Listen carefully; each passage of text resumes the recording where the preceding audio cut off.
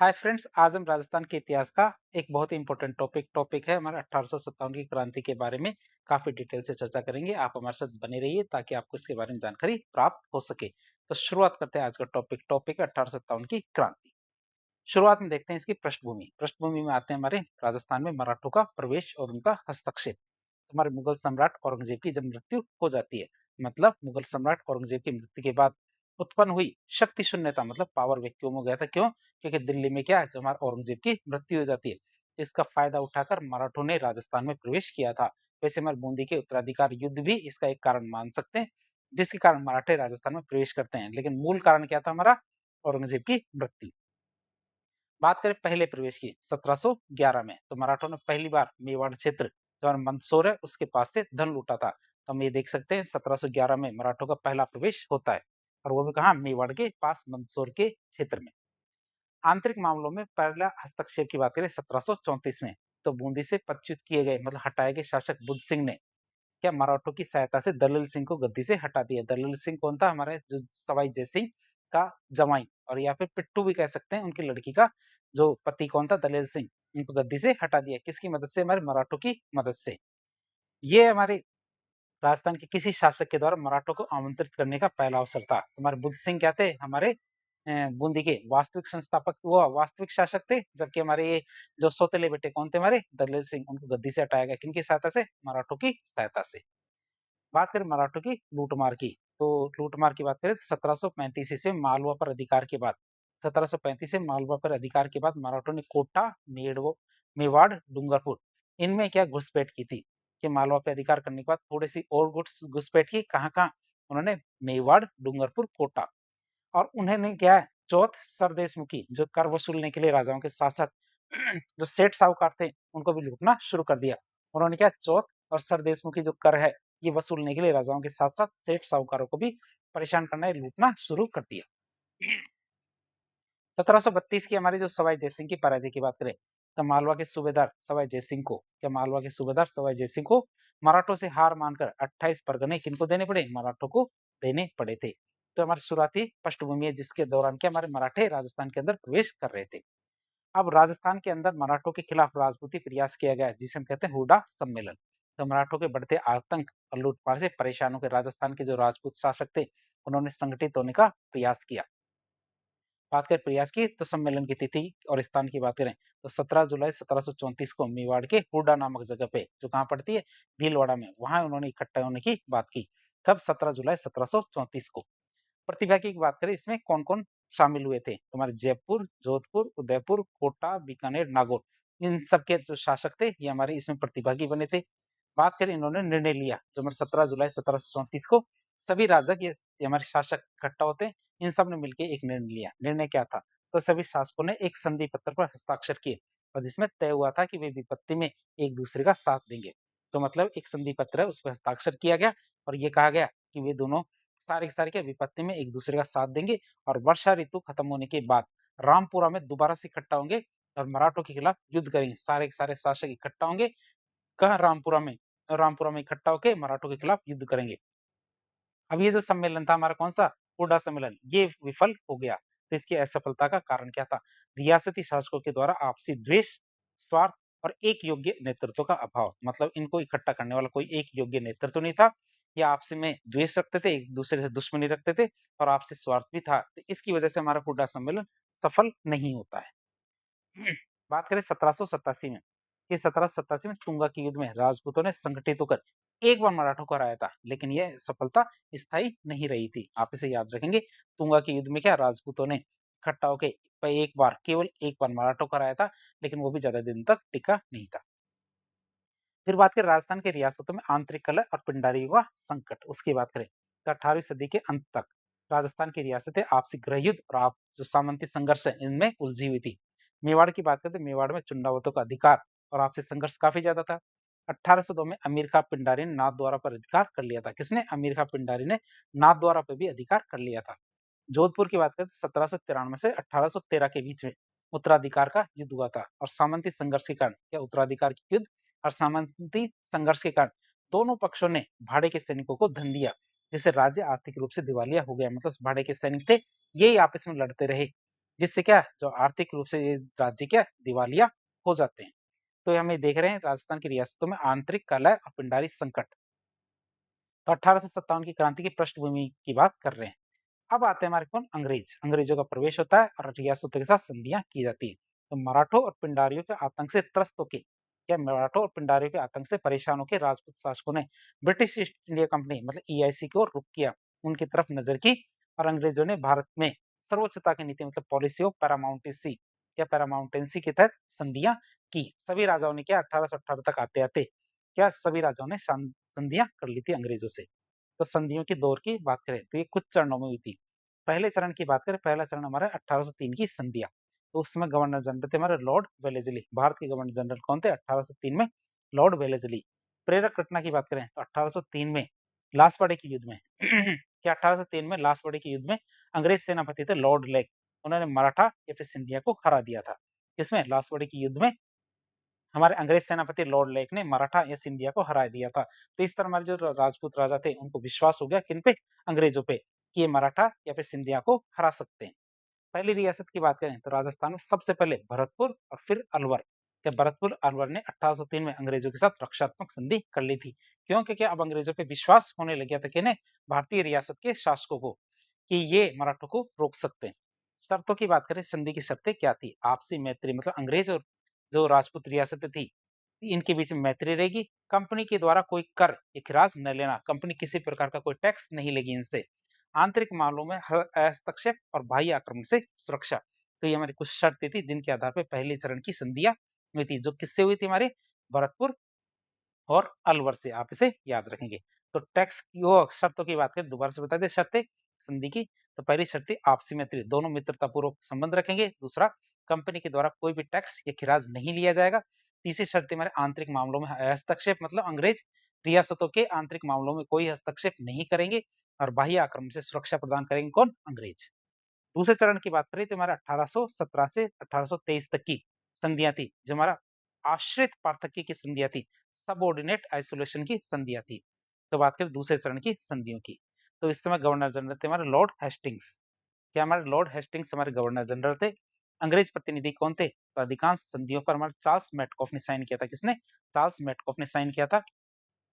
दक्षिणी राजस्थान जिसमें हमारा डूंगरपुर, बांसवाड़ा, प्रतापगढ़ के लिए जॉन वेलकम प्रतिनिधि थे। आप इसे याद रखेंगे। लगभग सभी राज्यों में या सभी रियासतों में साइन करने वाले कौन थे, चार्ल्स मेटकॉफ अंग्रेजों की तरफ से। लेकिन डूंगरपुर, बांसवाड़ा और प्रतापगढ़ के लिए जॉन वेलकम प्रतिनिधि थे। यदि ऑप्शन पूछा जाए तो आपको केवल चार्ल्स मेटकॉफ पर टिक लगाना है, और स्पेसिफिक पूछा जाए तो आपको प्रतापगढ़, बांसवाड़ा, डूंगरपुर के लिए जॉन वेलकम को टिक लगाना है। संधियों के क्रम की बात करें तो हमारे सबसे पहली 1817 में करौली रियासत संधि करती है, और कोटा। तो हमारे सबसे पहले पूछा जाए तो आपको करौली बताना है, और आपको साथ साथ पूछे तो करौली और कोटा। 1818 की बात करें तो मेवाड़, मारवाड़, जयपुर सहित जो अन्य रियासतें हैं वो भी हमारे से अंग्रेजों से संधियां कर लेती हैं, सबऑर्डिनेट पैरामाउंटेसी संधि। 1823 की बात करें तो सिरोही अंतिम रियासत बनती है। सिरोही क्या अंतिम रियासत बनती है संधि करने वाली राजस्थान की। तो आप इसे याद रखेंगे। सबसे पहली तो 1817 में करौली, और सबसे अंतिम कौन, हमारे सिरोही 1823 में। बात करें हमारे ब्रिटिश प्रशासनिक ढांचा, बात करें जो हमारे संधियां तो हो गई, अब ब्रिटिश प्रशासनिक ढांचा की बात करें राजस्थान में क्या था। तो राजस्थान में एजीजी होते थे, पॉलिटिकल एजेंट होते थे। तो पहले पॉलिटिकल एजेंट तो प्रत्येक रियासत में होते थे, और राजस्थान में एक एजीजी होते थे। तो संधियों के बाद अंग्रेजों ने राजपूताना क्या संधियों के बाद अंग्रेजों ने राजपूताना पर नियंत्रण रखने के लिए एक मजबूत प्रशासनिक तंत्र स्थापित किया राजस्थान में, जिसमें हमारे पॉलिटिकल एजेंट बनाए गए। तो प्रत्येक रियासत में राजा पर निगरानी रखने के लिए, प्रत्येक रियासत में राजा पर निगरानी रखने के लिए एक अंग्रेजी अधिकारी नियुक्त किया जाता था। राजपूताना के पहले पॉलिटिकल एजेंट कौन थे, हमारे डेविड ऑक्टरलोनी। आप इसे याद रखें, राजपूताना के पहले पॉलिटिकल एजेंट या रेजिडेंट कौन थे, डेविड ऑक्टरलोनी। और इन्हें क्या है, मुगल बादशाह ने नासिर एवं दिल्ली की उपाधि दी थी। डेविड ऑक्टरलोनी की बात करें जिनका मुख्यालय क्या था, दिल्ली हुआ करता था, और इन्हें मुगल बादशाह ने नासिर दिल्ली की उपाधि दी थी। और पहले एजीजी की बात करें तो एजीजी का मतलब एजेंट टू गवर्नर जनरल। तो हमारे क्या सारे के सारे पॉलिटिकल एजेंट किसको रिपोर्ट करते थे, हमारे एजीजी को करते थे पॉलिटिकल एजेंट। और एजीजी किसको रिपोर्ट करते थे, गवर्नर जनरल को, मतलब एजेंट टू गवर्नर जनरल। तो पूरे राजस्थान या राजपूताना की रियासतों के पॉलिटिकल एजेंटों के ऊपर एक सर्वोच्च अधिकारी होता था एजीजी। बात करें एजीजी के मुख्यालय की एजीजी के मुख्यालय की बात करें तो 1832 ईस्वी में अजमेर में एजीजी का मुख्यालय बनाया गया था। और राजस्थान के पहले एजीजी किसे बनाया गया? अब्राहम लॉकेट को। पहले एजीजी किसे बनाया गया? अब्राहम लॉकेट को पहला एजीजी बनाया गया। फिर मुख्यालय परिवर्तन की बात करें, क्यों? क्योंकि राजस्थान में पड़ती है बहुत ज्यादा गर्मी, इसीलिए हमारे राजस्थान में 2 मुख्यालय बनाए गए। कितने? 2 मुख्यालय बनाए गए। 1845 में मुख्यालय को अजमेर से ट्रांसफर करके कहा? माउंट आबू सिरोही में स्थानांतरित कर दिया गया। बात करें 1864 की, तो 1864 में ये नियम बनाया गया कि एजीजी 6 महीने मतलब सर्दियों में अजमेर में रहेगा और 6 महीने गर्मियों में कहा? माउंट आबू में बैठेगा।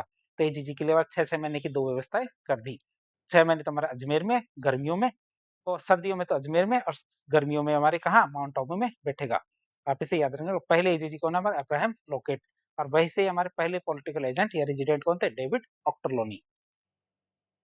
फिर बात करें संधियां की, बहुत सारी संधियां हो गई। संधियों की शर्तें और उनका स्वरूप क्या है, उनकी बात करें तो हमारा 1818 के आसपास हुई थी संधियां, तो उनके संधियों का स्वरूप क्या था उसकी बात करें और शर्तें क्या थी।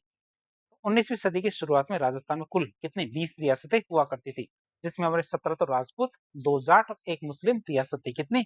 20 रियासतें थी।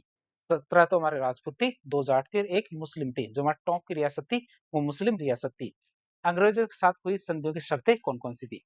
पहली शर्त थी हमारी सर्वोच्चता की स्वीकृति। रियासतों ने अंग्रेजों की जो सर्वोच्चता मतलब पैरामाउंटेंसी को स्वीकार कर लिया था कि देश में सबसे ऊपर कौन रहेगा? अंग्रेज रहेंगे, और उनके भी ऊपर कौन रहेंगे? अंग्रेज रहेंगे। तो पहली शर्त ये थी सर्वोच्चता की स्वीकृति। बदले में क्या? बदले में अंग्रेजों ने राजाओं के वंशानुगत राज्य अधिकार को मान्यता दी कि राजा कौन बनेगा? राजा का बेटा ही राजा बनेगा। इस अधिकार को मान्यता दी किसने? अंग्रेजों ने। फिर सुरक्षा की गारंटी की बात करें, अंग्रेजों ने रियासतों को बाहरी आक्रमण से बचाने और आंतरिक शांति बनाए रखने का भी आश्वासन दिया कि अंग्रेज इसमें सहायता करेंगे। किनकी? रियासतों की।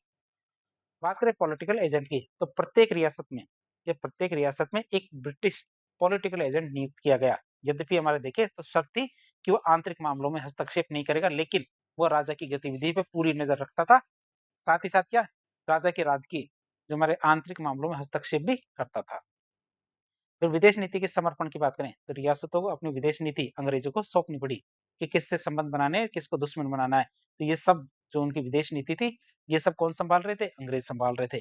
और आपसी विवादों का निपटारा भी किसकी मध्यस्थता से हो रहा था? अंग्रेजों की मध्यस्थता से हो रहा था।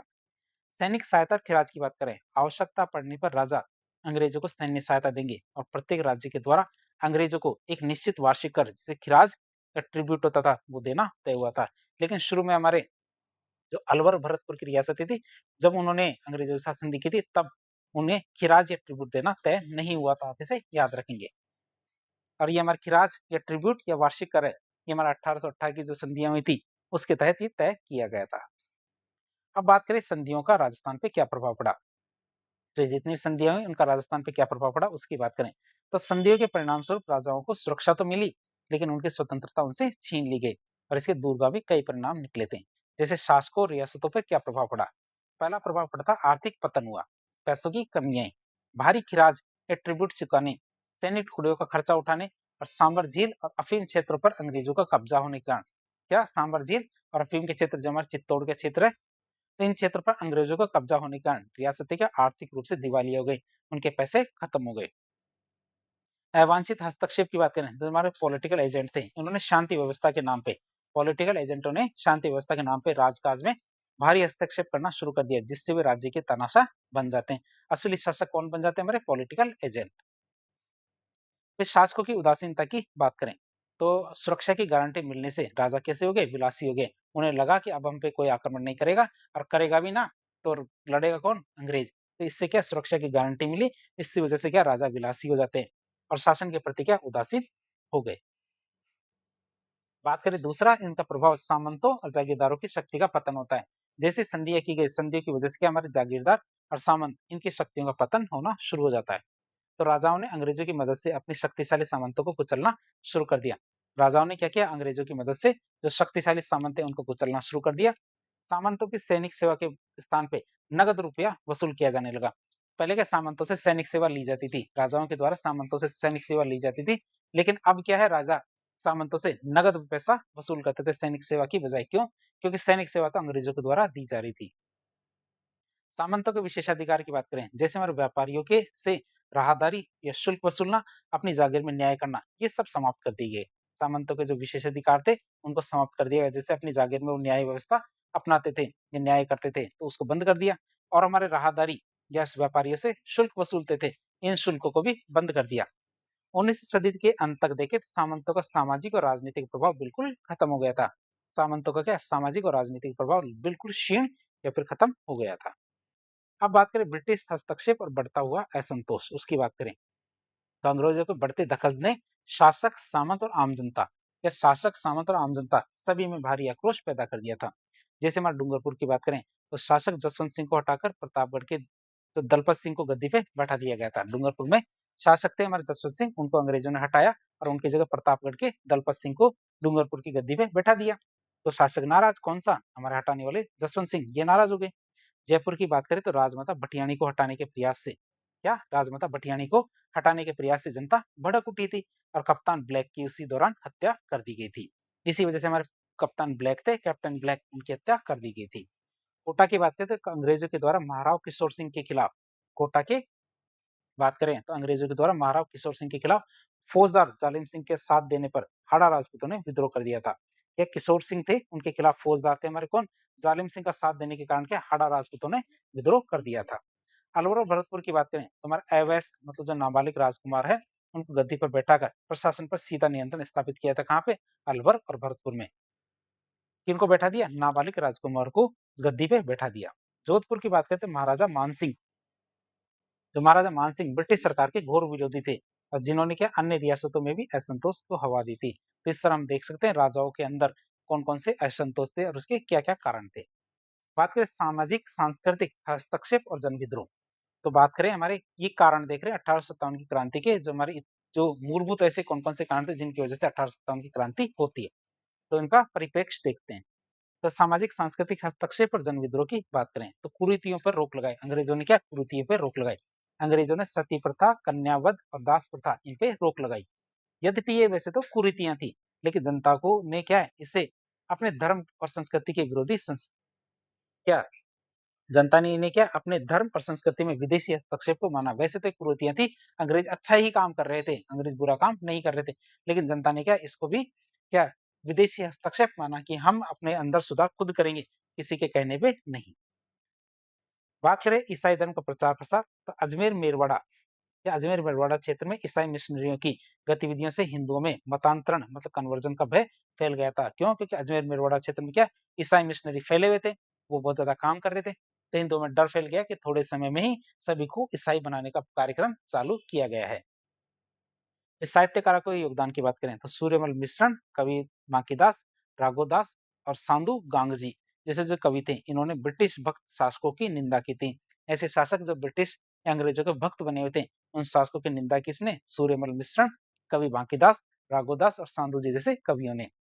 और अंग्रेजों का विरोध करने वाले वीरों की प्रशंसा करके जनमानस में राष्ट्रीयता की भावना जगाई थी। अब हम बात करें 1857 की क्रांति, तो राजस्थान में क्या चल रहा था उसकी बात करें तो राजस्थान की स्थिति देखें तो 1857 की क्रांति के समय राजस्थान में 6 ब्रिटिश सैनिक छावनियां थी। मतलब राजपुताना में कितनी, 6 ब्रिटिश सैनिक छावनियां काम कर रही थी। एक थी हमारे नसीराबाद जो अजमेर में थी, नीमच, पहले तो क्या राजस्थान मध्य प्रदेश हुआ नहीं करता था, तो वर्तमान मध्य प्रदेश के मेवाड़ के अधीन थी। अभी तो वर्तमान में तो मध्य प्रदेश में है, और उस समय क्या मेवाड़ के अधीन ही थी हमारे कौन सी, नीमच छावनी। देवली टोंक में, ब्यावर अजमेर में, एरनपुरा पाली और खेरवड़ा उदयपुर। तो यहाँ पे दो रिया हमारे पलटने थी, कौन सी, हमारी ब्यावर और खेरवड़ा। ये ऐसी पलटने थी मतलब जो सैनिक छावनियां थी जहाँ पे विद्रोह नहीं होता है। 1857 की क्रांति बेअसर रही थी कहाँ पे, हमारे ब्यावर और खेरवड़ा में। आप इसे याद रखेंगे, कई बार परीक्षा में पूछ लिया जाता है। तो कौन सी सैनिक छावनियां थी राजस्थान की जिन्होंने 1857 की क्रांति में भाग नहीं लिया था, तो हमारे ब्यावर और खेरवड़ा। ब्यावर हमारे अजमेर में और खेरवड़ा हमारे कहाँ, उदयपुर में। सैनिक बल की बात करें तो हमारे इन छावनियों में लगभग 5000 सैनिक रहा करते थे। क्या इन छावनियों में लगभग 5000 सैनिक थे, लेकिन एक भी अंग्रेज सैनिक नहीं था। लेकिन इनमें क्या एक भी अंग्रेज सैनिक नहीं था, केवल 30 अंग्रेज अधिकारी थे। सैनिक तो हमारे सारे के सारे भारतीय थे, मतलब राजपूताना के थे लेकिन उनके जो अधिकारी थे तो 30 अंग्रेज अधिकारी थे। एजीजी के आदेश की बात करें, जैसे मेरठ में क्रांति होती है 10 मई की, कि जैसे हमारे मेरठ में क्रांति होती है 10 मई की, तो जैसे इसकी सूचना हमारे एजीजी को मिलती है, तो मिलते राजपूताना के एजीजी जो हमारे जॉर्ज पैट्रिक लॉरेंस, उन्होंने सभी राजाओं को साफ-साफ बता दिया, साफ-साफ निर्देश दे दिया कि विद्रोहियों की कठोरता क्या विद्रोहियों का कठोरता से दमन करेंगे। राजस्थान में यदि विद्रोह होता है तो उन राजा क्या करेंगे, विद्रोहियों का कठोरता से दमन करेंगे और उन्हें अपने राज्य में शरण नहीं देंगे। ये साफ-साफ बता दिया किसने, एजीजी ने। अब बात करेंगे 1857 की क्रांति के समय राजस्थान में कौन-कौन से राजा थे। तो कई बार ये भी पूछ लिया जाता है 1857 क्रांति के समय राजस्थान में कौन-कौन से किस रियासत के राजा थे। तो रियासतों और उनके उस समय के राजाओं की सूची की बात करें तो जैसे हमारे कौन-कौन से राजा थे, एक थे हमारे मेवाड़ उदयपुर के महाराणा स्वरूप सिंह। महाराणा स्वरूप सिंह क्या थे, हमारे मेवाड़ उदयपुर के शासक थे। दूसरे हमारे आते हैं मारवाड़ जोधपुर के तो महाराजा तख्त सिंह, जयपुर के सवाई राम सिंह द्वितीय, कोटा में महाराव राम सिंह, बीकानेर में महाराजा सरदार सिंह, भरतपुर में महाराजा जसवंत सिंह, धौलपुर में महाराजा भगवंत सिंह। आठवीं की बात करें सिरोही के महाराज शिव सिंह, प्रतापगढ़ की बात करें तो महारावल दलपत सिंह, हमारे करौली के महाराजा मदनपाल, टोंक के महाराजा नवाब वजीरुद्दौला, बूंदी के महाराव राम सिंह, अलवर के हमारा महाराजा विनय सिंह, जैसलमेर में महारावल रणजीत सिंह, झालावाड़ के महाराजा पृथ्वी सिंह, बांसवाड़ा के हमारे महारावल लक्ष्मण सिंह और डूंगरपुर में कौन, महारावल उदय सिंह थे। तो इस तरह हमने देखा 1857 क्रांति के समय किस किस रियासत में कौन कौन से राजा थे या शासक थे उनकी बात करी। तो 1857 क्रांति की बात करें, 1857 की क्रांति राजस्थान में अचानक नहीं हुई थी। ये हमारा 1818 की जो संधियां थी उसके बाद 40 वर्षों तक चले राजनीतिक, आर्थिक, सामंती और जो हमारा सांस्कृतिक शोषण था उसकी वजह से शासकों ने तो कुछ हद तक सामंतों, सैनिकों और आम जनता की एकत्रित असंतोष का परिणाम थी। तो इस तरह देख सकते हैं 1857 क्रांति में राजाओं ने अंग्रेजों का साथ दिया था, नहीं तो 1857 क्रांति काफी ज्यादा सफल हो सकती थी राजस्थान में, लेकिन राजाओं ने क्या अंग्रेजों का साथ दिया और बहुत कम शासक रहे थे ऐसे जिन्होंने कुछ हद तक हमारे 1857 क्रांति में सहयोग किया था, बल्कि हमारे सामंतों और सैनिकों और आम जनता ने ही 1857 की क्रांति को संभाला था। बात करें नसीराबाद में क्रांति, क्रांति की श्री गणेश की शुरुआत की बात करते हैं। तो नसीराबाद में क्रांति होती है 28 मई 1857 को, 28 मई 1857 को नसीराबाद में क्रांति होती है। राजस्थान में क्रांति का श्री गणेश किया जाता है। राजस्थान में 1857 की क्रांति की शुरुआत सबसे पहले नसीराबाद, छावनी, अजमेर में हुई थी। कब, 28 मई 1857 को। क्या मामला था, मामले की बात करें, विद्रोही सैनिक टुकड़ी थी कौन सी, 15वीं बंगाल नेटिव इन्फेंट्री। ये 15वीं बंगाल नेटिव इन्फेंट्री थी, ये विद्रोही सैनिक टुकड़ी थी। बाद में हमारा 30वीं नेटिव इन्फेंट्री भी इसमें शामिल हो जाती है। इन्फेंट्री का मतलब होता है पैदल सैनिक, इन्फेंट्री का मतलब क्या होता है, पैदल सैनिक होता है, जिसमें हमारे लगभग 5000 के आसपास सैनिक थे। आप इसे याद रखेंगे। तो हमारे 15वीं बंगाल नेटिव इन्फेंट्री विद्रोही सैनिक थे, तो बाद में 30वीं जो नेटिव इन्फेंट्री थी वो भी इसमें शामिल हो जाती है। अचानक ऐसा क्या हुआ जिसकी वजह से विद्रोह हो गया। पहली बात आती है विद्रोह के लिए अविश्वास की भावना। ये 15वीं हमारी जो नेटिव इन्फेंट्री थे, बंगाल नेटिव इन्फेंट्री, इनको अजमेर शस्त्रागार की सुरक्षा से हटा के कहा, नसीराबाद भेज दिया गया। अचानक क्या होता है, जो हमारे अजमेर शस्त्रागार थे उनकी सुरक्षा के लिए 15वीं बंगाल नेटिव इन्फेंट्री को लगाए रखे थे, अचानक उनको सुरक्षा से हटा के कहाँ भेज देते हैं, नसीराबाद भेज दिया जाता है। जिससे सैनिकों को लगा कि उन पर विश्वास नहीं है, ब्रिटिश सरकार को क्या है, उन पर विश्वास खत्म हो गया है। यूरोपीय सेना का आने की बात करें तो सैनिकों पर नियंत्रण रखने के लिए अंग्रेजों ने यूरोपीय सेना और तोपें मंगवा ली थी, ताकि क्या सैनिकों पर नियंत्रण रखा जा सके। फिर धार्मिक भावना की बात करें तो चर्बी वाले कारतूसों की अफवाह फैल जाती है। क्या, चर्बी वाले कारतूसों की अफवाह से सैनिकों को लगा कि अंग्रेज उनका धर्म भ्रष्ट करके उन्हें क्या ईसाई बनाना चाहते हैं। तो ये कुछ ऐसे कारण थे जिनकी वजह से हमारी क्रांति का श्री गणेश होता है। क्रांति की श्री गणेश तो हो गया 28 में 1857 से, लेकिन इसके अंदर कौन कौन सी घटनाएं घटित होती है, घटनाओं की बात करें तो अंग्रेजों ने क्या किया, तोपखाने पे अधिकार कर लिया और शस्त्रागार लूट लिया। अंग्रेजों ने, सैनिकों ने क्या किया, तोपखाने पे अधिकार कर लिया और शस्त्रागार को लूट लिया अजमेर की। बात करें इसके दौरान कौन कौन से अंग्रेज अधिकारी थे जिनको मार दिया गया, तो मेजर स्पोर्टिसवुड और कर्नल न्यूबेरी। कौन कौन थे, मेजर स्पोर्टिसवुड और कर्नल न्यूबेरी, इनकी हत्या कर दी जाती है। कर्नल पेनी की घबराहट या फिर हार्ट अटैक से मृत्यु हो गई थी, सैनिकों ने उनको मारा नहीं था। किसकी, कर्नल पेनी की, आप इसे याद रखेंगे। कर्नल पेनी की तो हार्ट अटैक से या घबराहट की वजह से मृत्यु हुई थी, उनको किसी ने नहीं मारा। लेकिन मारे गए अंग्रेज अधिकारी कौन थे, मेजर स्पोर्टिसवुड और कर्नल न्यूबेरी। घायल अधिकारी की बात करें तो लेफ्टिनेंट लॉक और कैप्टन हार्डी। क्या लेफ्टिनेंट लॉक और कैप्टन हार्डी घायल अधिकारी थे। बात करें छावनी को तहस नहस करने के बाद, क्या छावनी को तहस नहस करने के बाद विद्रोही सैनिक दिल्ली की ओर कूच कर जाते हैं, दिल्ली की ओर चले जाते हैं। 18 जून को वे दिल्ली पहुंचते हैं। तो नसीराबाद में क्रांति हो जाती है। इसके बाद आती है हमारे नीमच में क्रांति। नीमच की क्रांति की बात करें तो हमारे 3 जून 1857 को नीमच में क्रांति होती है। नसीराबाद की खबर सुन के और मेवाड़ रियासत के अधीन जो हमारी नीमच है वर्तमान में मध्य प्रदेश छावनी में विद्रोह भड़क उठता है। जैसे उनको पता चलता है कि नसीराबाद में विद्रोह हो गया, तो उनकी खबर जैसे ही हमारे मेवाड़ रियासत के अधीन जो नीमच छावनी होती है उसमें पता चलता है, तो वहां के सैनिक भी विद्रोह शुरू कर देते हैं। बात होती है हमारे 3 जून 1857 की। बात करें विद्रोह किसने किया, विद्रोह के नेता कौन थे, हीरा सिंह और मोहम्मद अली बेग। कि विद्रोह के नेता कौन थे हमारे, हीरा सिंह और मोहम्मद अली बेग इसके नेता थे। मोहम्मद अली बेग ने अंग्रेज अधिकारी कर्नल एबॉट के सामने वफादारी की जो कसम है वो खाने से मना कर दिया था। मोहम्मद अली बेग की बात करें, उन्होंने साफ साफ कह दिया किसके, अंग्रेज अधिकारी कर्नल एबॉट के सामने कि मैं कोई वफादार नहीं रहूंगा तुम्हारे सामने। क्यों, क्योंकि तुमने क्या अवध को बिना बात के हमारे अंग्रेज ब्रिटिश साम्राज्य में मिला लिया था, जबकि अवध तो क्या वफादार भी था। तो हमारे क्या इसी वजह से जो हमारे नीमच के सैनिक थे किसके खिलाफ हो जाते हैं, ब्रिटिश सेना के खिलाफ हो जाते हैं। तो हमारे जो मोहम्मद अली बेग थे उन्होंने अंग्रेज अधिकारी जो कर्नल एबॉट है उनके सामने वफादारी की कसम खाने से मना कर दिया था। बात करें नीमच छावनी में कौन कौन सी घटनाएं होती है। क्रांतिकारियों ने छावनी को लूट लिया और वहां पे आग लगा दी।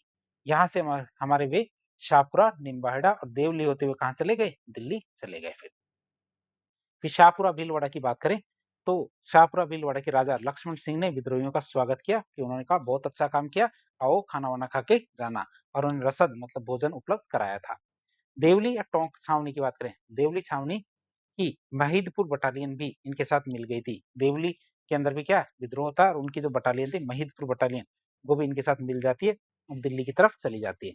लेकिन बीच में हमारे क्या डुंगला गांव की घटना होती है जो महत्वपूर्ण घटना थी। डुंगला गांव की घटना की बात करें तो नीमच से भाग रहे 40 अंग्रेज, क्या नीमच से अंग्रेज अधिकारी भाग रहे थे 40 अंग्रेज जो क्या परिवार सहित चित्तौड़ के राजा, क्या चित्तौड़ के डुंगला गांव में पहुंचते हैं। नीमच से भाग रहे 40 अंग्रेज भागते भागते कहाँ पहुंचते हैं, चित्तौड़ के डुंगला गांव में पहुंचते हैं। और वहां रुग्गाराम नामक एक किसान ने उन्हें क्या अपने घर में शरण दी थी। क्या 40 अंग्रेज सदस्यों को या लोगों को अपने घर के अंदर शरण दी थी। मेवाड़ के पॉलिटिकल एजेंट कैप्टन सावर्स ने मेवाड़ की सेना की मदद से, किसकी, मेवाड़ की सेना की मदद से उन्हें वहां से सुरक्षित निकाला। कहाँ, रुग्गाराम नामक किसान के घर से उन्हें बाहर निकाला और उदयपुर के महाराणा स्वरूप सिंह को सौंप दिया कि कहा कि 40 हमारे जो अंग्रेज लोग हैं इनकी आप रक्षा करना। और महाराणा ने इन 40 अंग्रेजों को पिछोला झील के जग मंदिर महल में सुरक्षित रखा, मतलब ऐशो आराम की जिंदगी दी। नीमच में पुनः की बात करें तो 8 जून 1857 को कैप्टन सावर्स ने कोटा, बूंदी और मेवाड़ की फौजों की सहायता से, कोटा, बूंदी और मेवाड़ की फौजों की सहायता से नीमच पे दोबारा अधिकार कर लिया। फिर बात आती है हमारी एरनपुरा छावनी और आहुआ की ऐतिहासिक विद्रोह की। तो मारवाड़ मतलब जोधपुर रियासत में 1857 की क्रांति का नेतृत्व यहाँ की जागीरदार खासकर देखें तो आहुआ के ठाकुरों ने किया था।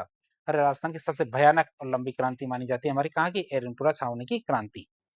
एरनपुरा कहाँ पड़ता, पाली में। तो उनके विद्रोह की बात करें, एरनपुरा पाली के विद्रोह की, 21 अगस्त 1857 को पूर्बिया के सैनिक जो हमारे क्या जोधपुर लीजन के सैनिक है जिन्हें पूर्बिया सैनिक कहते हैं, उन्होंने आबू में विद्रोह कर दिया। कहाँ पे, आबू में विद्रोह कर दिया। कब, 21 अगस्त 1857 को अंग्रेज अधिकारी हॉल के घर पर हमला करके। तो उन्होंने विद्रोह कैसे किया, जो हमारे अंग्रेज अधिकारी थे हॉल, उनके घर पर हमला कर दिया और वहां से लौटकर उन्होंने क्या एरनपुरा छावनी को भी लूट लिया और कहा चलो दिल्ली मारो फिरंगी, चलो दिल्ली मारो फिरंगी का नारा दिया और ऐसा कहते हुए दिल्ली की तरफ बढ़ने लगे कि हमें तो कहाँ जाना, दिल्ली जाना है। बीच में आते हैं हमारे कौन, ठाकुर कुशाल सिंह चंपावत। उन्होंने इसको क्या नेतृत्व या लीडरशिप प्रदान की थी। जब विद्रोही सैनिक पाली के खेरवा गांव तक पहुंचे तो आहुआ के शक्तिशाली सामंत थे कौन, ठाकुर कुशाल सिंह चंपावत। तो उन्होंने उनको अपना नेतृत्व प्रदान किया। किन्होंने, ठाकुर कुशाल सिंह ने क्या उनको अपना नेतृत्व प्रदान किया। कुशाल सिंह क्या जोधपुर के महाराजा तख्त सिंह और अंग्रेज दोनों के घोर घोर विरोध थे। जो कुशाल सिंह थे हमारे आहुआ के सामंत, तो कुशाल सिंह जोधपुर के राजा जो हमारे तख्त सिंह और अंग्रेज दोनों के घोर विरोधी थे। क्यों, क्योंकि उन्होंने बिठोड़ा के सामंत कानजी की हत्या कर दी थी। बिठोड़ा के जो सामंत थे कानजी की हत्या कर दी थी, इसलिए दोनों के घोर विरोधी थे। मारवाड़ की बात करें, मारवाड़ में और कौन कौन से सामंत थे, शिवनाथ सिंह आशोक के सामंत थे, बिशन सिंह बुलर के और अजीत सिंह के हमारे आलनी आवास के सामंत थे। तो ये 3 सामंत थे कौन कौन से हमारे, एक तो शिवनाथ सिंह, बिशन सिंह और अजीत सिंह, तीनों ने क्या किया, कुशाल सिंह का साथ दिया था अंग्रेजों और हमारे तख्त सिंह के खिलाफ। बात करें तो आहुआ में क्रांति के 2 मुख्य केंद्र थे। आहुआ में क्रांति के 2 मुख्य केंद्र थे, वो कौन कौन से, एक तो हमारे सुगाली माता का मंदिर और एक कामेश्वर शिव मंदिर। तो आहुआ में हमारे क्रांति के 2 मुख्य केंद्र थे, सुगाली माता मंदिर और कामेश्वर शिव मंदिर।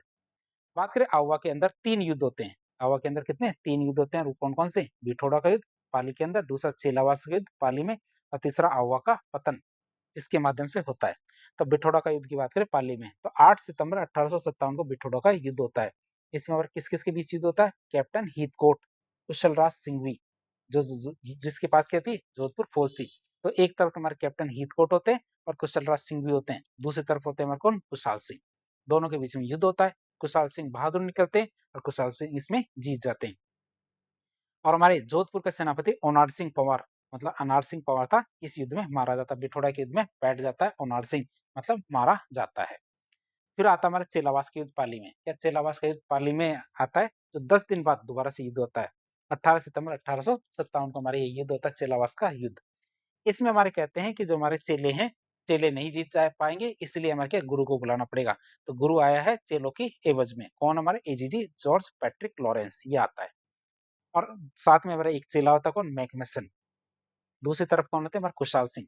तो दोनों साथ-साथ लड़ते हैं, तो कुशाल सिंह कहते हैं कि हमारे पहले चेले आए थे, तो उनको मारा, अब गुरु आया तो गुरु को भी मारेंगे। तो कुशाल सिंह भी हमारे चेलावास के युद्ध में जीत जाते हैं। इसे हम काले गोरों का युद्ध भी कहते हैं। जो चेलावास का युद्ध है, इसे हम क्या काले गोरों का युद्ध भी कहते हैं। जोधपुर के पॉलिटिकल एजेंट जो मैकमेसन है, इनका सिर काट दिया गया है। क्या? इनका सिर काट दिया गया और हमारे आउवा के किले पे लटका दिया गया है। प्रतीक के रूप में क्या आउवा के किले पे लटका दिया गया कि अब अंग्रेजों की नहीं चलेगी, नहीं चलेगी। फिर आता है हमारा आउवा का पतन। ये हमारे 20 जनवरी 1858 को। एक तरफ हमारे कौन होते हैं? हमारे ब्रिगेडियर होम्स और हंसराज जोशी। एक तरफ तो कौन होते हैं? हमारे ब्रिगेडियर होम्स और हंसराज जोशी होते हैं और दूसरी तरफ कौन होते हैं? पृथ्वी सिंह लांबिया। क्यों? हमारे कुशाल सिंह कहाँ चले गए अचानक? तो कुशाल सिंह को पता चल जाता है कि अंग्रेज सैनिक बढ़ते जा रहे हैं और हमें क्या सहायता प्राप्त करनी पड़ेगी। क्या सहायता प्राप्त करने की पड़ेगी? तो कुशाल सिंह क्या करते हैं? अपने भाई पृथ्वी सिंह लामिया को क्या है जो आवा के जो कमान दे देते हैं और हमारे क्या है शायद सैनिक सहायता के लिए वो चले जाते हैं। तो फिर उसके पीछे से युद्ध होता है। युद्ध में हमारे क्या है ब्रिगेडियर होम्स और हंसराज जोशी होते हैं और पृथ्वी सिंह लांबिया होते हैं। इनके बीच में क्या है युद्ध होता है जिसमें हमारे अंग्रेज आखिरकार जीत ही जाते हैं। तो एरनपुर के सैनिक दिल्ली जा चुके थे। इसका कारण क्या था? आवा के पतन का। क्यों? क्योंकि एक बार जो हमारे दो युद्ध हुए थे चेलावास का युद्ध और बिठोडा का युद्ध, इन दोनों युद्धों में क्या है जो कुशाल सिंह की विजय होती है। किसकी विजय होती है? कुशाल सिंह की विजय होती है। तो इसके बाद भी हमारे ये पृथ्वी सिंह लांबे क्यों हार जाते हैं? क्योंकि विजय के बाद एरनपुरा के जो सैनिक थे, वो दिल्ली जा चुके थे। सैनिक सहायता कम हो जाती है। तो कुशाल सिंह सहायता के लिए कहाँ चले जाते हैं? मेवाड़ में चले जाते हैं ताकि सैनिक और लाए जा सके और नेतृत्व अपने छोटे भाई पृथ्वी सिंह लांबिया को सौंप देते हैं। 24 जनवरी को अंग्रेजों ने अगवा पे अधिकार कर लिया। क्या 24 जनवरी को आते-आते हमारे अंग्रेजों ने क्या अगवा पे अधिकार कर लिया था। अब हम देखेंगे आवा के पतन के बाद की घटनाएं। तो आवा पतन हो गया उसके बाद कौन कौन सी घटनाएं घटित होती है। सुगाली माता की मूर्ति के साथ क्या होता है? तो अंग्रेज आवा से काले संगमरमर की बनी सुगाली माता की मूर्ति जिसके 10 सिर और 54 हाथ थे, उसे उठाकर अजमेर के राजपूताना म्यूजियम में ले गए और वर्तमान में यह पाली के बांगड़ म्यूजियम में लगी हुई है। सुगाली माता की बात करें, सुगाली माता को 1857 की क्रांति की देवी माना जाता है। कुशाल सिंह के जो शरण की बात करें तो मेवाड़ के सलूम्बर के मेवाड़ के सलूम्बर जो एरिया है, वहाँ के केसरी सिंह और कोठारे के रावत जोत सिंह, इनके सामंतों ने कुशाल सिंह को शरण दी थी। तो 2 जगह हमारे कौन-कौन से मेवाड़ के सलूम्बर के केसरी सिंह ने और कोठारी के रावत जोत सिंह ने, दोनों सामंतों ने क्या है कुशाल सिंह को शरण दी थी। अंत में हमारे कुशाल सिंह ने क्या आत्मसमर्पण कर दिया। तो 8 अगस्त 1860 को कुशाल सिंह ने नीमच में अंग्रेजों के सामने आत्मसमर्पण कर दिया। टेलर आयोग की बात करें, टेलर आयोग इन पे बैठाया गया। अंग्रेजों ने कुशाल सिंह की भूमिका की जांच करने के लिए मेजर टेलर के आयोग बनाया गया। क्या अंग्रेजों ने कुशाल सिंह की भूमिका की जांच के लिए मेजर टेलर आयोग बनाया और सबूतों के अभाव में उन्हें बरी कर दिया गया। 1864 में उदयपुर में उनका निधन हो जाता है। कब? 1864 में उदयपुर में उनका निधन हो जाता है। तो इस तरह हमारे जो कुशाल सिंह है उनकी मृत्यु हो जाती है। अब आते हैं शिवनाथ सिंह जो आसोप है, उनका दिल्ली मार्च और बडलू का युद्ध की बात करें तो हमारे मारवाड़ के अंदर एक और रियासत थी। रियासत का मतलब सामंत थे कौन? शिवनाथ सिंह जो आसोप के सामंत थे। तो आवा के युद्ध से पहले ही एरनपुरा के सैनिक आसोप के ठाकुर शिवनाथ सिंह के नेतृत्व में दिल्ली की ओर निकल गए थे। आवा के युद्ध के बाद में क्या हमारे पहले ही हमारे सैनिक क्या थे? सैनिक आसोप के ठाकुर शिवनाथ सिंह के नेतृत्व में दिल्ली की ओर निकल गए थे। जोधपुर के बडलू नामक स्थान पे हमारे शिवनाथ सिंह ने 35 दिनों तक अंग्रेजों का डटकर सामना किया था। कहाँ पे? बडलू नामक स्थान पे जोधपुर में। बाद में हरियाणा के नारनौल के पास अंग्रेज अधिकारी जेरार्ड से युद्ध करते हुए क्या है विद्रोही सेना हार जाते हैं। कहा हमारे नारनौल, हरियाणा के नारनौल के पास भी वो युद्ध करते हैं, किससे? अंग्रेज अधिकारी जेरार्ड से। और युद्ध करते हुए विद्रोही सेना हार जाती है, किनके नेतृत्व में? ठाकुर शिवनाथ सिंह के, जो आसोप के ठाकुर थे। अब बात करें छावनियां जहां विद्रोह नहीं हुआ, जो सबसे ज्यादा महत्वपूर्ण है, परीक्षा में पूछी जाती है। तो राजस्थान की 6 छावनियां थी, तो 6 सैनिक छावनियों में से 2 सैनिक छावनियों में 1857 की क्रांति के दौरान कोई भी सैनिक विद्रोह नहीं होता है। ये कौन कौन सी? एक तो हमारी ब्यावर छावनी अजमेर की, यहाँ हमारे मेरवाड़ा बटालियन मतलब मेर जाति के लिए जो बटालियन थी वो तैनात थी। दूसरी हमारी खेरवाड़ा छावनी थी उदयपुर की, तो यहाँ मेवाड़ भील कोर तैनात थी। तो दोनों छावनियों में किसी प्रकार का विद्रोह नहीं होता है। फिर बात करें हमारे मेवाड़ उदयपुर में क्रांति की गूंज की बात करें, तो मेवाड़ में जनता और अधिकांश सामंत अंग्रेजों के खिलाफ थे। मेवाड़ में जनता भी और साथ ही साथ कुछ सामंत, अधिकतर सामंत क्या थे? अंग्रेजों के खिलाफ थे। लेकिन महाराणा और अंग्रेजों की मिलीभगत से क्रांति को बड़ा रूप देने से रोक लिया गया। बात करें शासक कौन था वहां का? महाराणा स्वरूप सिंह। पॉलिटिकल एजेंट कौन था? Captain showers. तो कैप्टन शावर्स वहां का पॉलिटिकल एजेंट, और शासक कौन था? महाराणा स्वरूप सिंह। दोनों के मिलीभगत की वजह से क्या क्रांति रुक गई। बात करें वहां की क्रांति के बारे में, वहां क्या क्या हुआ। तो जैसे नसीराबाद की सूचना मिलती है कि नसीराबाद की सूचना मिलते ही मेवाड़ की फौजी भी विद्रोह के लिए तैयार हो जाती है कि भाई हम भी विद्रोह करेंगे। महाराणा स्वरूप सिंह 27 मार्च 1857 को, 27 मई 1857 को अपने सामंतों को पत्र लिख के कैप्टन सावर्स के आदेशों का पालन करने का निर्देश दिया कि कैप्टन सावर्स ने जो निर्देश दिए उनको मानना है। सलूम्बर के रावत केसरी सिंह की चेतावनी की बात करें, तो केसरी सिंह ने महाराणा को साफ साफ चेतावनी दे दी कि यदि उनकी मांगे नहीं मानी गई तो चित्तौड़ की गद्दी पर किसी और को बैठा देंगे। किसकी? केसरी सिंह ने, हमारे सोलंबर के रावत थे, हमारे केसरी सिंह की चेतावनी थी कि यदि उनकी मांगे नहीं मानी गई तो चित्तौड़ की गद्दी पर किसी और को बैठा दिया जाएगा। कैप्टन सावश ने पलट कर धमकी दी कि ऐसा करेंगे, या यदि वो ऐसा करेंगे तो ऐसा करने पर उन्हें जागी से बेदखल करके राजपूताना से ही निकाल दिया जाएगा। जिससे केसरी सिंह शांत हो जाते हैं कि भैया कोई बात नहीं, अपनी रियासत अपनी सामंती बची रहनी चाहिए, ये क्रांतियां तो चलती रहेगी। बात करें मेवाड़ की, तो मेवाड़ के बारे में हमने देख लिया। कोटा की बात करें तो कोटा में ऐतिहासिक जन विद्रोह होता है 15 अक्टूबर 1857 को। तो कोटा का विद्रोह राजस्थान का सबसे सुसंगठित, भयानक और सबसे लंबे तक समय तक चलने वाला जन विद्रोह था। यदि परीक्षा में पूछा जाए 1857 क्रांति में जन विद्रोह कहाँ हुआ था, तो आपको बताना कोटा में, जिसमें सेना के साथ साथ आम जनता और अधिकारियों ने भी भाग लिया था। शासक कौन थे? हमारे महाराव राम सिंह द्वितीय। पॉलिटिकल एजेंट कौन थे? हमारे मेजर बर्टन। क्रांति की तिथि की बात करें तो 15 अक्टूबर 1857 को क्रांति हुई थी। विद्रोह के प्रमुख नेता कौन थे? वकील जयदयाल जो मथुरा से थे, और रिसालदार मेहराब खां जो हमारे करौली से थे। तो हमारे विद्रोह के प्रमुख नेता कौन कौन थे? वकील जयदयाल जो मथुरा से थे, और रिसालदार मेहराब खां यह कहाँ से थे? करौली से थे। अन्य विद्रोही की बात करें, रतनलाल, जियालाल, हरदयाल जो हमारे जयदयाल का भाई था। तो हमारे ये प्रमुख विद्रोही थे, कौन कौन? रतनलाल, जियालाल और हरदयाल। बात करें हमारे कोटा के अंदर विद्रोह क्यों हुआ, विद्रोह के कारण क्या थे, तो मेजर बर्टन ने महाराव को सलाह दी थी, कि मेजर बर्टन ने महाराव को सलाह दी थी कि जयदयाल और मेहराब का जैसे जो हमारे अंग्रेज विरोधी अफसर है उनको बर्खास्त कर दिया जाए, या जयदयाल और मेहराब का जैसे जो हमारे अंग्रेज विरोधी अफसर है उनको बर्खास्त करके दंडित किया जाए। ये बात सेना को पता चल जाती है कि ये हमारे जयदयाल और मेहराब को दंडित करने की बात कर रहे हैं। प्रमुख घटनाओं की बात करें तो क्रांतिकारियों ने रेजिडेंसी को घेर लिया। क्रांतिकारियों ने क्या किया? रेजिडेंसी को घेर लिया, और मेजर बर्टन और उनके दो बेटे फ्रैंक और आर्थर और डॉक्टर सेडलर और डॉक्टर सेविल कॉटन, इन सब की हत्या कर दी। तो क्रांतिकारियों ने क्या किया? हमारे रेजिडेंसी को घेर लिया, और मेजर बर्टन और उनके दो बेटे फ्रैंक और आर्थर और डॉक्टर सेडलर और डॉक्टर सेविल कॉटन, इनकी हत्या कर दी। मेजर बर्टन का सिर काट के पूरे कोटा शहर में घुमाया गया था। क्या मेजर जो बर्टन थे इनका सिर काटकर पूरे कोटा शहर में घुमाया गया था। क्रांतिकारियों की बात करें, क्रांतिकारियों ने महाराव राम सिंह द्वितीय को उनके महल में नजरबंद कर दिया था। जो महाराव राम सिंह द्वितीय थे उनके उनको क्या उन्हीं के महल में क्या नजरबंद कर दिया, और उनसे समझौता करने की बात कही गई। तो समझौते की बात करें, समझौते में कितनी 9 शर्तें थी।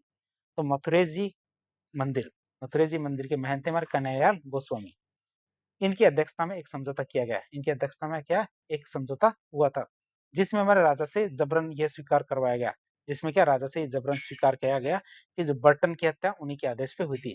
कि हमारे बर्टन की हत्या क्या किसके आदेश पे हुई थी? उन्हीं के आदेश से हुई थी। ये शर्तों में से एक खास शर्त थी। बात की क्रांतिकारियों के शासन की, तो लगभग 6 महीने तक कोटा पर विद्रोहियों का शासन रहा था। लगभग कितने? 6 महीने तक कोटा पर विद्रोहियों का शासन रहा था।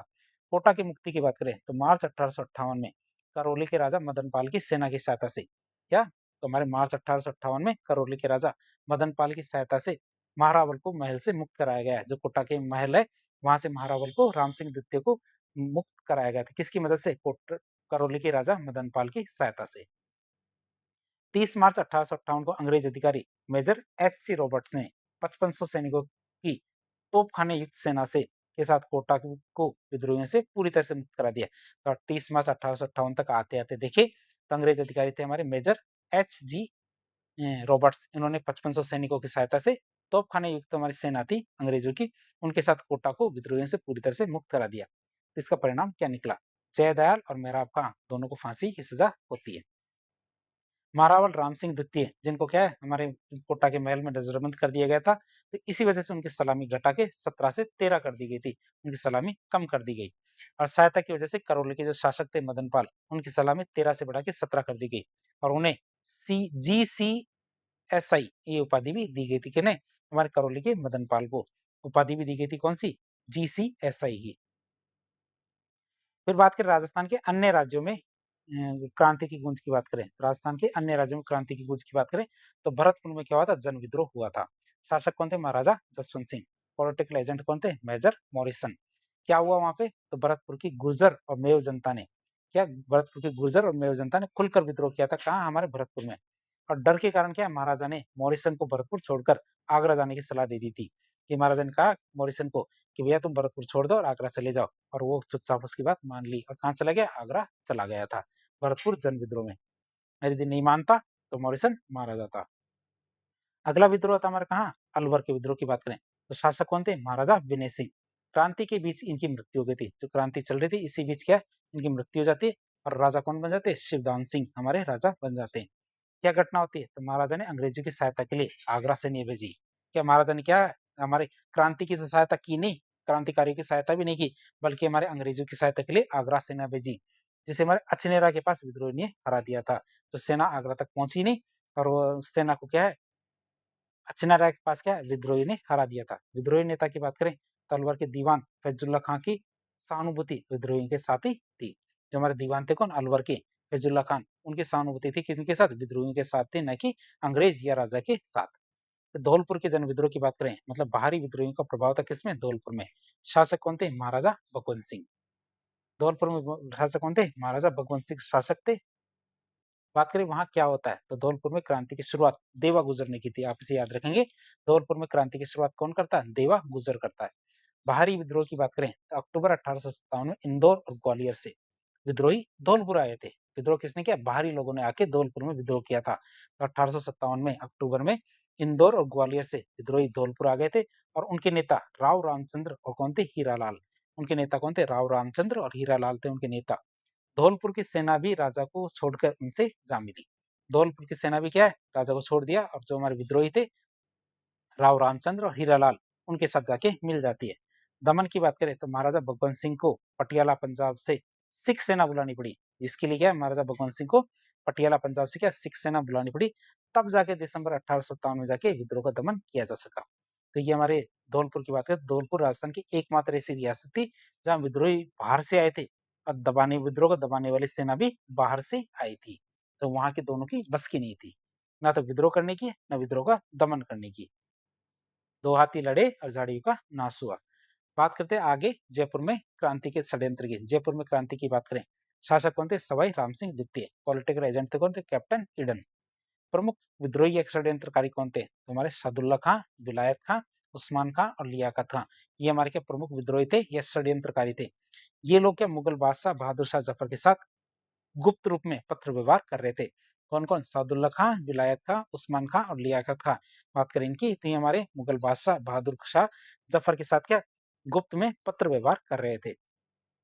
राजा की नीति की बात करें तो सामोद के ठाकुर शिव सिंह ने सामोद के ठाकुर शिव सिंह ने राजा को बहादुर शाह से मिलने की सलाह दी थी। राजा को कहा कि तुम जाओ और बहादुर शाह से मिलो। जबकि प्राइवेट सेक्रेटरी पंडित शिवदीन सिंह ने शिवदीन ने अंग्रेजों के का साथ देने को कहा। तुम्हारे राजा थे हमारे कौन? राम सिंह द्वितीय। इनको दो सलाह दी गई। कौन कौन से? एक तो सामोद के ठाकुर थे शिव सिंह। तो शिव सिंह ने कहा राजा को कि तुम एक काम करो बहादुर शाह के जाके मिलो। जबकि हमारे प्राइवेट सेक्रेटरी थे हमारे कौन? पंडित शिवदीन। उन्होंने कहा कि तुम क्या है किसी से मत मिलो और किसके क्या अंग्रेजों का साथ दो। और हमारे सबसे समझदार निकला कौन? हमारे राम सिंह द्वितीय। तो राम सिंह द्वितीय ने अपनी परवाह करते हुए क्या अंग्रेजों का साथ दिया, विद्रोह का साथ देने की वजह क्या अंग्रेजों का साथ दिया। दमन की बात करें तो कैप्टन ईडन के कहने पे, कि कैप्टन ईडन के कहने पे राजा ने इन षड्यंत्रकारियों को गिरफ्तार कर लिया। ईडन के कहने पे राजा ने क्या इन षड्यंत्रकारियों को गिरफ्तार कर लिया और सादुल्ला खान को राज्य से निकाल बाहर फेंका, राज्य से बाहर निकाला कर दिया। इनाम की बात करें तो जयपुर के राजा राम सिंह द्वितीय के द्वारा तन मन धन से अंग्रेजों की सहायता करने का, तीनों धन से, कौन से? तन मन और धन से अंग्रेजों की सहायता करने की वजह से अंग्रेजों ने इन्हें सितारे हिंदी की उपाधि और कोटपुतली का परगना इनाम में दिया था। बात करें अगली हमारी रियासत आती है कौन सी? टोंक। तो टोंक के जन विद्रोह की बात करें तो टोंक राजस्थान की एकमात्र मुस्लिम रियासत थी। टोंक कहती है हमारे राजस्थान की एकमात्र मुस्लिम रियासत थी जहां शासक अंग्रेजों के साथ था। शासक क्या अंग्रेजों के साथ था, लेकिन सेना और जनता क्या क्रांतिकारियों के साथ थी। शासक कौन था? नवाब वजीरुद्दौला, जो हमारे क्या अंग्रेजों का समर्थक था। तो नवाब वजीरुद्दौला शासक था जो अंग्रेजों का समर्थक था।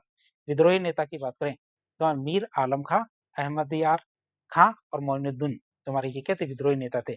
मोइनुद्दीन ने बहादुर शाह जफर से मुलाकात भी की थी। आप इसे याद रखेंगे कि हमारे मीर आलम खां, अहमद यार खां और मोइनुद्दीन तीन हमारे विद्रोही नेता थे, जिसमें मोइनुद्दीन ने बहादुर शाह जफर से मुलाकात भी की थी। तो हमारे टोंक में कौन कौन सी घटनाएं घटित होती है? तो नवाब की सेना ने नीमच की क्रांतिकारियों को आमंत्रित किया था। नवाब की सेना ने क्या किया कि नीमच की क्रांतिकारियों आओ हमारे यहाँ खाना वाना खाओ। तो फिर नवाब की जो नीमच की क्रांतिकारी आते हैं, सेना के साथ मिलते हैं और नवाब के किले को घेर लेते हैं। महिलाओं की भागीदारी की बात करें, एक बार परीक्षा में आया हुआ प्रश्न है कि 1857 की क्रांति में महिलाओं ने कहाँ विद्रोह किया था? तो आपको बताना है टोंक की रियासत में। तो महिलाओं की भागीदारी की बात करें तो टोंक के विद्रोह में महिलाओं ने भी भाग लिया था। और इसकी जानकारी कहाँ से मिलती है? हमें इसकी जानकारी मोहम्मद मुजीब के नाटक आजमाइश से मिलती है। मोहम्मद मुजीब के नाटक था आजमाइश, उससे हमारी इसकी जानकारी मिलती है। निम्बाहेड़ा के विद्रोह की बात करें तो ताराचंद पटेल ने, किसने? ताराचंद पटेल ने नीमच के विद्रोहियों का पीछा कर रहे, क्या ताराचंद पटेल ने नीमच के विद्रोहियों का पीछा कर रहे जो अंग्रेज अधिकारी थे कर्नल जैक्सन, उनका डटकर सामना किया था। बाद में अंग्रेजों ने ताराचंद पटेल को क्या फांसी की सजा दे दी थी।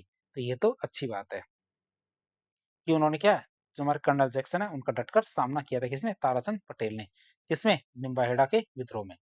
अब हम बात करें मेवाड़ के सामंतों का अपूर्व योगदान, ये मेवाड़ के सामंतों का अपूर्व योगदान की बात करें तो यद्यपि मेवाड़ के महाराणा स्वरूप सिंह ने अंग्रेजों का साथ दिया था, क्या यद्यपि हमारे मेवाड़ के जो महाराणा थे स्वरूप सिंह, उन्होंने अंग्रेजों का साथ दिया था, लेकिन मेवाड़ के दो प्रमुख सामंत थे, उन्होंने आहुआ के ठाकुर कुशाल सिंह से प्रेरणा लेके क्रांतिकारियों की भरपूर सहायता की थी। कौन कौन थे? एक तो सलूम्बर के रावत केसरी सिंह और एक कोठारी के रावत जोत सिंह। इन दोनों की बात करें तो सलूमर के रावत केसरी सिंह की बात करें तो इन्होंने आउवा के ठाकुर की सहायता की थी। किसके? आउवा के ठाकुर की सहायता की थी और अंग्रेजों से हुई संधि का खुलकर विरोध किया था। और एजीजे लॉरेंस के दबावों के बावजूद महाराणा इन पर कोई कार्रवाई कर भी नहीं पाए। कोठारी के रावत जोत सिंह की बात करें तो इन्होंने निरी अवस्था में भटक रहे जो ठाकुर कुशाल सिंह चंपावत को शरण दी थी। इनके अलावा पेशवा नाना साहब और उनके परिवार वालों को भी कोठारिया में सुरक्षित आश्रय दिया था। किसने? कोठारिया के रावत जोत सिंह ने। अब बात करें 1857 की क्रांति में बीकानेर रियासत की क्या भूमिका थी? तो शासक थे हमारे महाराजा सरदार सिंह, बहुत ही खतरनाक थे ये तो। विशेष तथ्य की बात करें तो हमारे सरदार सिंह राजपूताना के एकमात्र ऐसे शासक थे जो क्रांति को दबाने के लिए अपने यहाँ तो क्रांति होने ही नहीं दी, बल्कि क्रांति को दबाने के लिए अपनी सेना लेके रियासत से बाहर मतलब पंजाब हरियाणा तक भी चले गए थे दूसरों की क्रांतियां दबाने के लिए। इतना बेहतर थे हमारे कौन से? बीकानेर की रियासत के शासक कौन? महाराजा सरदार सिंह। इनको डूब मरना चाहिए कहीं जाके। बात करें इनके प्रमुख युद्धों की तो उन्होंने हमारे हिसार हरियाणा के पास बाडुल्लू नामक जगह पे विद्रोह को दबाया था। हिसार हरियाणा के पास क्या बाडुल्लू नामक जगह पे विद्रोह को दबाया था। बात करें इनाम की तो अंग्रेजों ने खुश होकर सरदार सिंह को टिब्बी परगना मतलब हनुमानगढ़ के 41 गांव उपहार में दिए थे। कितने? हमारे टिब्बी परगने मतलब हनुमानगढ़ के 41 गांव उपहार में दिए थे खुश होकर। बात करें राजस्थान के मंगल पांडे, कौन थे हमारे? अमरचंद भाटिया। तो राजस्थान के मंगल पांडे की बात करें, अमरचंद भाटिया, मूल स्थान कहाँ था इनका? बीकानेर। काम क्या किया इन्होंने? ये ग्वालियर मध्य प्रदेश के नगर सेठ थे। कौन? हमारे अमरचंद भाटिया। 1857 क्रांति के दौरान इन्होंने अपनी सारी की सारी संपत्ति झांसी की रानी लक्ष्मीबाई और तात्या टोपे को दान कर दी थी। उपाधि की बात करें तो 1857 क्रांति का भामाशाह कहा जाता है किसे? अमरचंद भाटिया को। बलिदान की बात करें तो अंग्रेजों ने इन्हें ग्वालियर के में पेड़ से लटकाकर फांसी दे दी थी। इसको? हमारे अमरचंद भाटिया को ग्वालियर में पेड़ से लटकाकर फांसी दे दी थी। और 1857 क्रांति में राजस्थान के पहले शहीद थे कौन? हमारे अमरचंद भाटिया। आप इसे याद रखेंगे।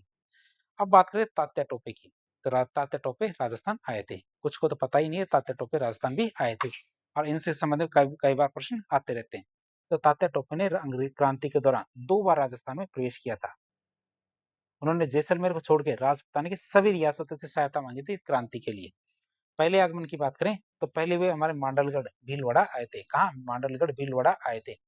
प्रमुख युद्ध और घटनाओं की बात करें तो युद्ध की बात करें, कौन कौन से युद्ध किए थे इन्होंने, मंगल पांडे ने, तात्या टोपे ने। बात करें कौन कौन से युद्ध है, एक तो हमारा कुवाड़ा का युद्ध है, ये हमारे भीलवाड़ा में होता है 8 अगस्त 1858 को। तो जनरल रॉबर्ट्स ने तात्या टोपे को हराया था। इस युद्ध में हमारे क्या है, तात्या टोपे और जनरल रॉबर्ट्स के बीच में युद्ध होता है, और हमारे तात्या टोपे इसमें हार जाते हैं। किसमें? कुवाड़ा के युद्ध में, भीलवाड़ा 8 अगस्त 1858 के युद्ध में। फिर रकमगढ़ का युद्ध होता है राजसमंद में 13 अगस्त 1858 को। ये हमारे कोठारी के सामंत जोत सिंह ने, तात्या टोपे की सहायता की थी और अंग्रेजों को रोका था। कहाँ? रकमगढ़ के युद्ध में। झालावाड़ पे अधिकार की बात करें तो राजा पृथ्वी सिंह ने पलायता के पास तात्या टोपे के खिलाफ सेना भेजी थी, लेकिन गोपाल पलटन को छोड़ के पूरी की पूरी सेना क्या तात्या टोपे से जाके मिल जाती है, जिसमें झालावाड़ पे अधिकार को लेके। और तात्या टोपे ने क्या किया, फिर झालावाड़ पे अधिकार करके 5 लाख रुपए वसूले थे छोड़ने के बदले। बांसवाड़ा पे अधिकार की बात करें तो उन्होंने शासक लक्ष्मण सिंह को हरा करके बांसवाड़ा पे भी अधिकार कर लिया था। किसने? तात्या टोपे ने। फिर तात्या टोपे की गिरफ्तारी और फांसी की बात करें, तुम्हारे नरवर जो मध्य प्रदेश के जागीरदार मानसिंह नरूका के विश्वासघात के कारण, क्या? मानसिंह नरूका के विश्वासघात के कारण तात्या टोपे को गिरफ्तार कर लिया गया। 18 अप्रैल 1859 को उनको फांसी की सजा दे दी गई। मेवाड़ के पॉलिटिकल एजेंट शॉवर्स ने इस फांसी का विरोध किया था कि इनको फांसी नहीं लगनी चाहिए। तो इस तरह 1857 की क्रांति के बारे में हमने राजस्थान के परिप्रेक्ष्य में देख लिया। 1857 की क्रांति असफल हो जाती है, तो 1857 क्रांति की असफलता के क्या क्या कारण थे? पहला कारण था अंग्रेजों को, शासकों का अंग्रेजों को सहयोग करना। तो जयपुर, बीकानेर, करौली, अलवर जैसे जो शासक थे, इन्होंने तन मन धन से अंग्रेजों का साथ दिया था। इस संगठन और नेतृत्व के अभाव की बात करें तो विद्रोहियों के बीच न कोई केंद्रीय नेतृत्व था, न ही कोई सुव्यवस्थित रणनीति थी। इस समय की भिन्नता की बात करें, अलग अलग छावनियों ने विद्रोह अलग अलग समय पे किया था, जिससे हमारे अंग्रेजों को उन्हें कुचलने का पर्याप्त समय मिल गया था। बात करें हमारे अत्याधुनिक हथियार की, तो अंग्रेजों के पास नई एनफील्ड राइफलें थी, बेहतर तोपखाना था, जबकि हमारे जो विद्रोही थे ये पुरानी तलवारों और भालों से ही लड़ रहे थे। इस संपर्क के अभाव की बात करें तो बहादुर शाह जफर, नाना साहब और तात्या टोपे, इनका राजपूताना के विद्रोहियों से कोई भी सीधा संपर्क नहीं था, मतलब कोई भी निर्देश नहीं दिए जा रहे थे। इस वजह से हमारी क्रांति असफल हो जाती है। 1857 की क्रांति होती है तो इसके क्या क्या परिणाम हुए उनकी बात करें तो ईस्ट इंडिया कंपनी का अंत होता है। 1858 के अधिनियम के तहत भारत का शासन कंपनी से छीन के सीधे ब्रिटिश ताज मतलब विक्टोरिया महारानी के अधीन आ जाता है। दोहरी गुलामी की बात करें तो जनता राजाओं अंग्रेजों दोनों की दोहरी गुलामी में फंस गई थी। इसके बाद कि राजाओं की भी और अंग्रेजों दोनों की दोहरी गुलामी सहन कर रही थी कौन? जनता। राजाओं के पुरस्कार की बात करें तो क्रांति में साथ देने वाले जो राजा थे उनको पुरस्कार दिए गए, जैसे हमारे सितारे हिंद की तोपों की सलामी में वृद्धि की गई और कई बरगने भी बांटे गए। सामंतों के पतन की बात करें, सामंतों ने विद्रोहियों का साथ दिया था, इसलिए क्रांति के बाद अंग्रेजों ने उनकी शक्ति और विशेषाधिकार पूरी तरह से समाप्त कर दिए थे। मेयो कॉलेज की स्थापना की बात करें तो राजाओं और जनता के बीच सांस्कृतिक अलगाव पैदा करने के लिए, क्या? राजाओं और जनता के बीच में क्या सांस्कृतिक अलगाव पैदा करने के लिए वोल्टर योजना के तहत 1859 की वोल्टर योजना के तहत 1875 में अजमेर में मेयो कॉलेज खोला गया। अजमेर में क्या मेयो कॉलेज खोला जाता है। तो किसान आंदोलन के उदय की बात करें तो अंग्रेजों के संरक्षण के कारण राजा कैसे हो गए? विलासी हो गए थे और किसानों पे भारी कर मतलब लगान लगाने शुरू कर दिए, जिससे राजस्थान में किसान आंदोलन जैसे बिजोलिया किसान आंदोलन की शुरुआत होती है। राष्ट्रीयता के उदय की बात करें तो आधुनिक शिक्षा और मध्यम वर्ग के उदय ने, क्या? आधुनिक शिक्षा और मध्यम वर्ग के उदय ने से हमारे अर्जुन सेठी, केसरी सिंह बारड जैसे जो नेता है उन्होंने स्वतंत्रता संग्राम की नई नींव रखी। तो ये हमने उसके 1857 क्रांति के परिणाम देखे। अब बात करते हैं, कुछ लोग कहते हैं 1857 क्रांति कैसी है तो दूसरे लोग कहते हैं कैसी है। तो हम देखेंगे नेचर ऑफ द रिवोल्ट, मतलब क्रांति का स्वरूप कैसा था। तो राजस्थान में इस क्रांति की प्रकृति इतिहासकारों के अनुसार अलग अलग थी। कुछ ने कहा सैनिक विद्रोह था, तो अंग्रेज केवल इसे सैनिक विद्रोह या सैनिक असंतोष मानते थे, लेकिन ब्यावर और खेरवाड़ा के सैनिकों ने तो इस तरह का कोई विद्रोह नहीं किया। जबकि हमारे भरतपुर धौलपुर में तो आम जनता ने विद्रोह किया था, सैनिकों ने जिसमें शामिल ही नहीं हुए थे। सामंती विद्रोह किसने कहा? तो कुछ इसे जागीरदारों को विद्रोह मानते थे, लेकिन ये पूरी तरह से सत्य नहीं था। क्यों? क्योंकि कई जगह आम जनता ने भी विद्रोह किया था। धार्मिक विद्रोह की बात करें तो इसे हिंदू मुस्लिम षड्यंत्र कहा गया, लेकिन ये क्या है? एक संकीर्ण विचारधारा थी। पहले स्वतंत्रता संग्राम की बात करें तो हमारे फर्स्ट वर्ल्ड ऑफ इंडिपेंडेंस की बात करें तो सत्य के ज्यादा निकट है। आईटी प्रिचॉर्ड जो हमारे नसीराबाद के अंग्रेज अधिकारी थे उनके अनुसार ये क्रांति सैनिक विद्रोह के रूप में शुरू हुई थी, लेकिन धीरे धीरे ये स्वतंत्रता संग्राम में बदल गई थी। शुरू तो हमारे सैनिक विद्रोह से ही हुई थी। बात करें, एक सवाल कभी कभी परीक्षा में आता है कि नसीराबाद के विद्रोहियों ने अजमेर पर आक्रमण क्यों नहीं किया, वहां सीधे दिल्ली क्यों चले गए। तो अजमेर अंग्रेजों का सबसे बड़ा शस्त्रागार था और वहां पे सबसे बड़ा खजाना भी था, फिर भी विद्रोही अजमेर न जाके सीधे दिल्ली चले गए, इसके क्या कारण थे। इसका मुख्य लक्ष्य क्या था, इनका मुख्य लक्ष्य दिल्ली पहुंचकर बहादुर शाह जफर के से नेतृत्व प्राप्त करना था। पहला तो कारण ये था। उनके साथ महिलाएं, बच्चे और लूटा हुआ धन था। यदि वो अजमेर पे हमला करते तो उन पे क्या है, हम जो महिलाएं और बच्चे जो लूटा हुआ धन था ये भी छीन लिए जाते। अजमेर की सुरक्षा के लिए पहले से मेरवाड़ा बटालियन पहले से तैनात थी, तो उनसे उनको युद्ध लड़ना पड़ता। बात करें डीसा गुजरात की, तो डीसा गुजरात से एक यूरोपियन बटालियन अजमेर की सुरक्षा के लिए पहले से तय था कि आ रही है, तो वो अजमेर नहीं रुके, कहाँ चले गए, दिल्ली चले गए। तो इस तरह आज एक लेक्चर के जरिए हमने 1857 की क्रांति के कारण, परिणाम और कौन कौन सी घटनाएं हुई उनके बारे में देखा। किस परिप्रेक्ष्य में 1857 की क्रांति होती है इसके बारे में डिटेल से जानने की कोशिश की। तो इस प्रकार के इन्फॉर्मेटिव वीडियो देखने के लिए हमारे चैनल से जुड़े। वीडियो यदि पसंद आता है तो वीडियो को लाइक करें, चैनल को सब्सक्राइब करें, अपने दोस्तों के साथ शेयर करें। धन्यवाद।